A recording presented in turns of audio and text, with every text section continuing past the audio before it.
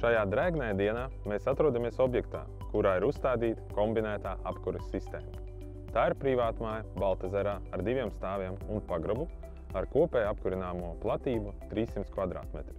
Šajā ēkā pirmais stāvs tiek apkurināts ar siltām grīdām un otrais stāvs ar radiatoriem. Šobrīd jau atrodamies katlu telpā, kurā izvietota kombinētā apkures sistēma. Primārais apkures risinājums šajā ēkā ir gāzes katls, kas var būt arī malkas, granulu vai dīzeļa apkures katls, kas nodrošina apkuri un karsto ūdeni.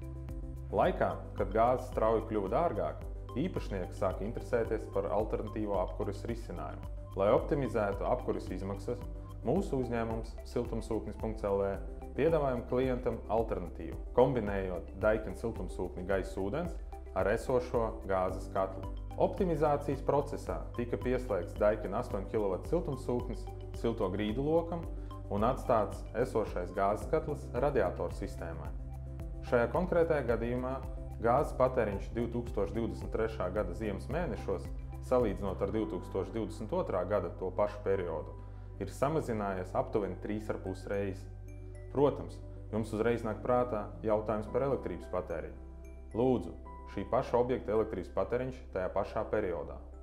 Balstoties uz abiem grafikiem un mainīgām dabas gāzes un elektrības cenām šajā laika periodā, var secināt, ka pat ar mainīgām resursu izmaksām kombinētā sistēma ļauj ekonomēt no 25 līdz pat 50%.